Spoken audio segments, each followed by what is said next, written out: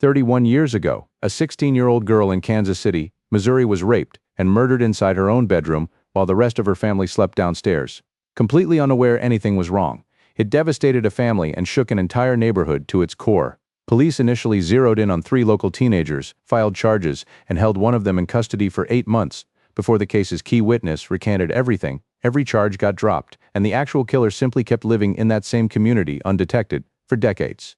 But here's what makes this case different from so many others that quietly fade away. Generation after generation of Kansas City detectives refused to let this file close. They kept checking in with the family.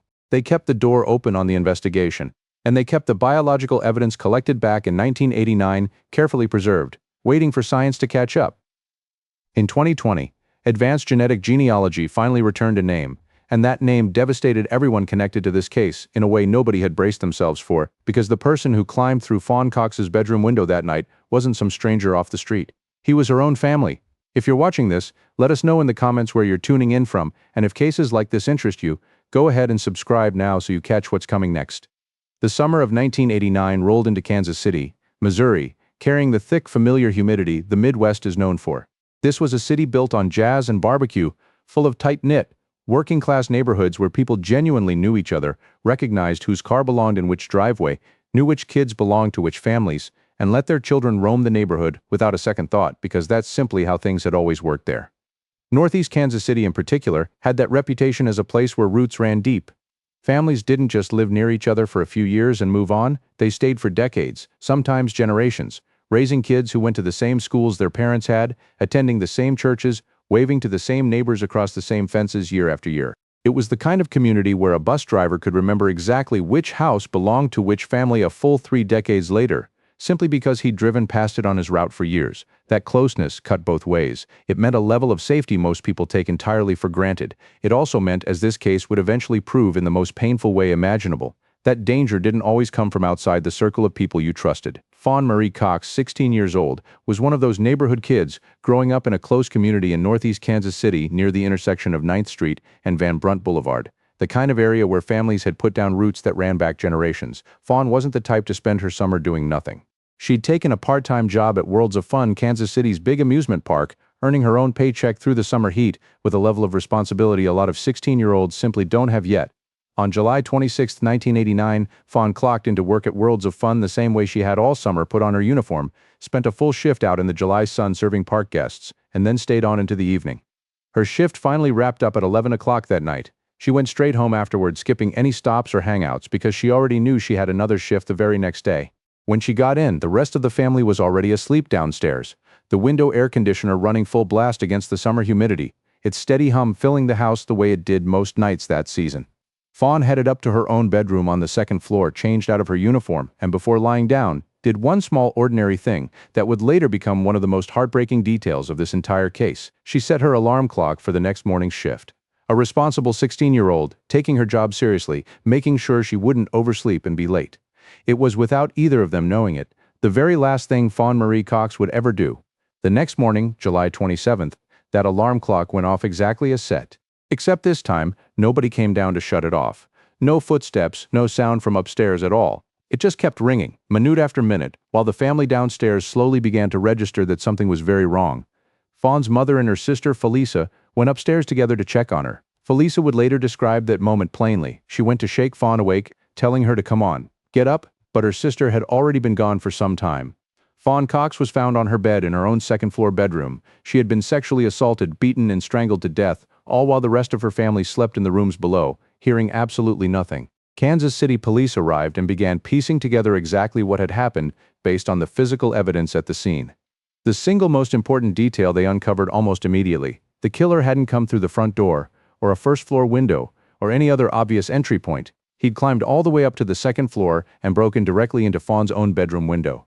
Scaling a house to reach a 2nd-story window in the middle of the night, quietly enough not to wake anyone sleeping just below, isn't the kind of thing a random opportunist typically manages on a first attempt. And the reason nobody downstairs heard any of it was almost painfully simple. That window air conditioning unit, running constantly through the humid Kansas City night, had drowned out any sound that might have otherwise carried down from the 2nd floor. Felisa would later add one more detail that stuck with the family for years afterward. Their dog had been noticeably agitated that night, restless in a way that felt off. At the time, nobody thought much of it, since the dog happened to be pregnant, and everyone simply chalked the behavior up to that instead. Crime scene investigators collected biological evidence directly from Fawn's body and carefully placed it into storage. But the detail that shaped the entire direction of the early investigation was this: whoever had done this hadn't stumbled onto that house by accident. He'd chosen that specific home on East 9th Street, targeted that specific second-floor window, and managed to get in and back out again undetected while the family slept just below him. None of that fit the profile of a stranger encountering the house for the first time. So the investigation immediately organized itself around a very specific, uncomfortable question: not simply who in this neighborhood might have done something like this, but who among the people who actually knew Fawn also knew the layout of that house well enough to know exactly which second-floor window led straight into her room. Early on, investigators focused their attention on 3 teenagers from the Northeast Kansas City neighborhood, young men witnesses connected to the case, backed at the time by circumstantial evidence that seemed strong enough to justify formal charges. Because all 3 were juveniles at the time of their arrests, their court records were sealed under Missouri law, and their names were never released publicly by police or the press. During questioning, the accused pointed investigators toward the 9th Street Dog Gang, one of several loosely organized groups of young men known for causing trouble in the neighborhood at that time. One of the 3 teenagers spent a full 8 months held in custody while the investigation and DNA testing dragged on 8 months for someone who, it would eventually become clear, had done nothing at all, while the actual person responsible continued living freely. The DNA science available in 1989 could only manage blood type comparisons and the most basic genetic analysis, and the results it produced were frustratingly inconclusive, not strong enough to convict anyone but not clean enough to fully rule anyone out either. It left the whole case hanging in an uncomfortable limbo the justice system genuinely didn't know how to resolve at the time. Then the case's central witness, the person whose original statement had formed the entire basis for charging the 3 teenagers, came forward and admitted the story had been a lie. With no reliable witness statement left standing, no conclusive DNA, and no physical evidence actually connecting any of the 3 young men to Fawn's death, every charge against them was dropped completely, and all 3 were released. 3 people, wrongly accused, one of whom had already lost 8 months of his life to a jail cell over something he never did, while the actual person who'd climbed through that second-floor window on the night of July 26, 1989, remained free, unnamed, and never once investigated. With the charges dropped and no other suspects left to pursue, the case effectively stalled out.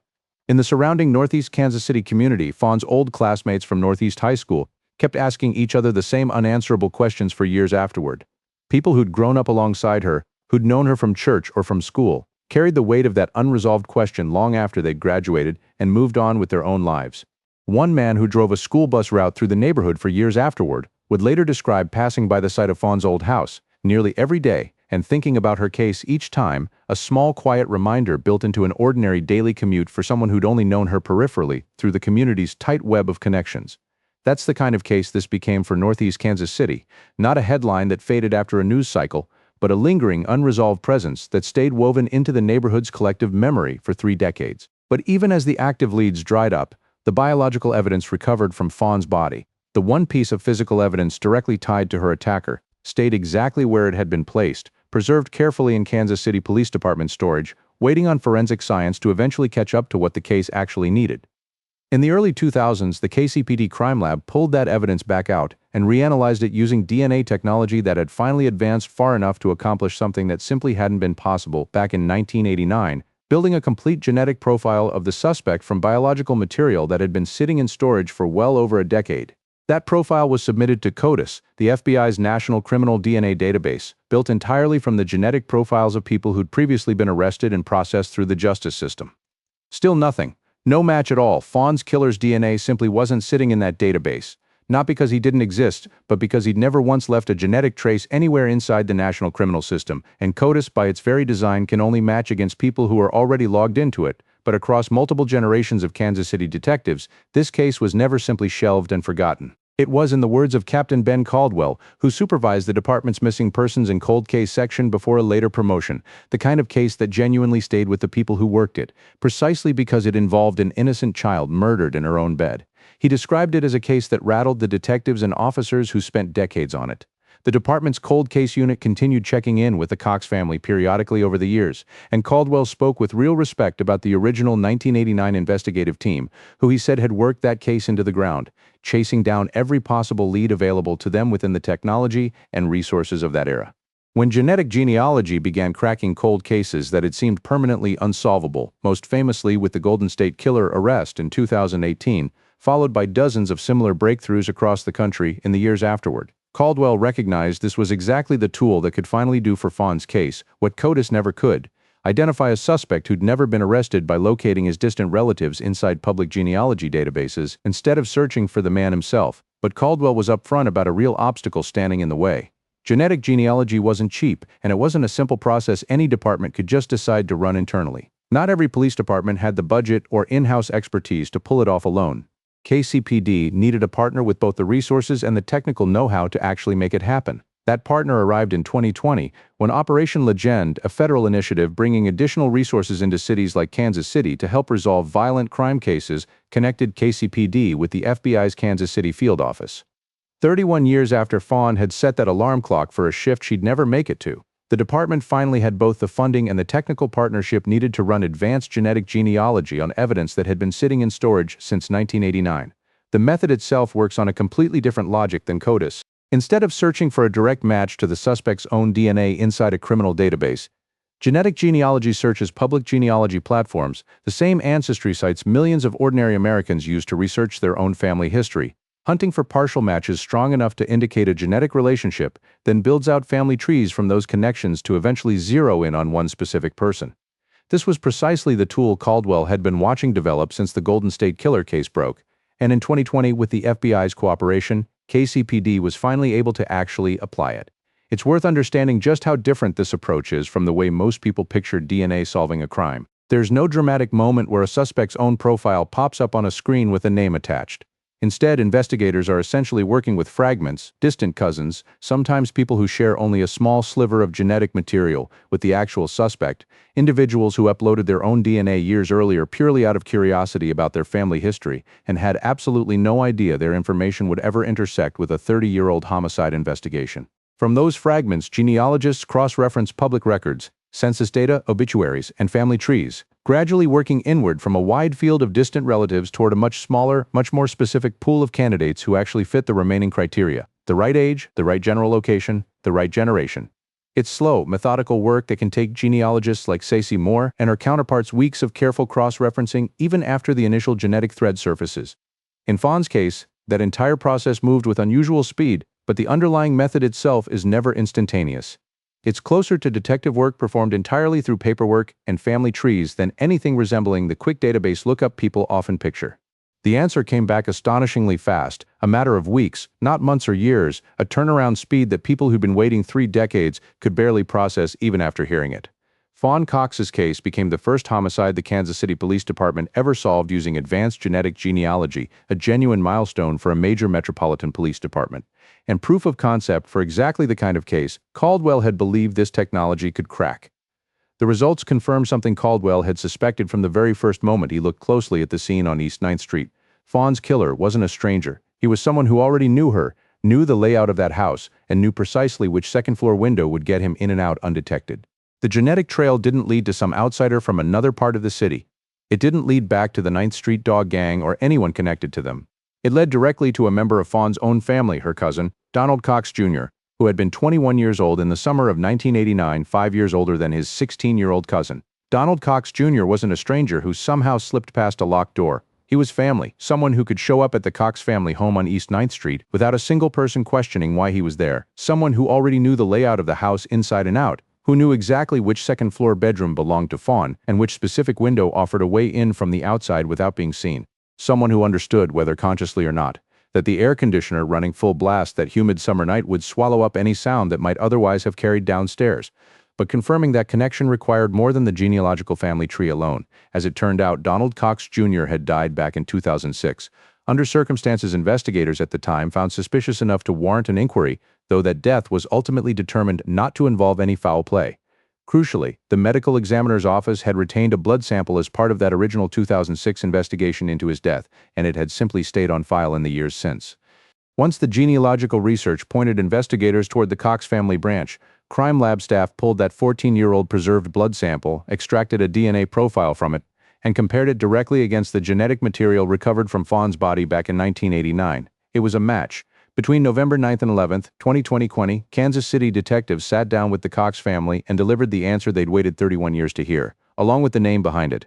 Donald Cox Jr. had already been dead for 14 years by the time DNA confirmed he was the person who'd broken into Fawn's bedroom window that July night in 1989. In keeping with standard legal practice, the principle that someone who was never formally charged shouldn't have their identity made public by authorities, KCPD itself never officially released his name. It was the Cox family who chose to share it publicly when they spoke with reporters. Afterward, there was no trial, no conviction. No moment where Donald Cox Jr. would ever have to stand in front of a judge and answer for what he did to his 16-year-old cousin that summer night in 1989. He'd escaped that reckoning entirely, simply by dying years before anyone connected his name to the crime at all. And this case carried a second layer of grief that few cold cases ever really account for. The Cox family didn't just lose Fawn back in 1989. In November of 2020, they lost something else entirely: their trust in a person they had once simply called family. Felisa Cox summed up the entire complicated weight of that moment in one short, painfully honest line. The answers aren't always what you were asking for, but there's still closure in finally having them. For 31 years, this family had pictured Fawn's killer as some outside threat, a stranger, someone connected to a neighborhood gang, anyone at all outside their own front door. Instead, the answer turned out to be someone they'd shared holidays and family gatherings with. That's not the kind of resolution anyone hopes for, but it's the one this family ultimately had to sit with and accept. There's a particular kind of grief that comes from that specific shape of answer, one that's genuinely different from simply learning a stranger did something unthinkable. Fawn's parents, both of whom were still living when detectives delivered the news in November of 2020, later told investigators they'd actually wondered, at various points over the years, whether their nephew might have been involved. That's an almost unbearable thing to sit with quietly for decades, a private suspicion about someone you're supposed to trust completely, one you can't act on, can't voice, and have no way of confirming or dismissing. When the DNA finally confirmed what they'd sometimes privately feared, Captain Caldwell described the family's reaction as a genuine mixture of sadness and relief. Grief over having their worst private suspicion validated, layered directly on top of the relief that came from finally, after 31 years, having an actual answer instead of an open wound. Consider, too, what it must have meant for this family to keep Donald Cox Jr. inside their lives for those 17 years between 1989 and his death in 2006. Birthdays, holidays, ordinary family gatherings, all of it happening while, unknown to everyone at the table, the person responsible for Fawn's death sat among them. There's no framework most people have for processing something like that after the fact. It isn't simply grief for Fawn, and it isn't simply anger at Donald. It's the far more disorienting experience of realizing an entire span of ordinary family life, Thanksgivings, funerals, small talk at reunions, had an invisible, unbearable truth folded quietly inside it the whole time, one nobody in the room had any way of detecting. There was never any real answer about why. Donald Cox Jr. had been dead for over a decade by the time his name surfaced, and whatever actually drove him to climb through his 16-year-old cousin's bedroom window, that particular night will likely remain permanently unknown.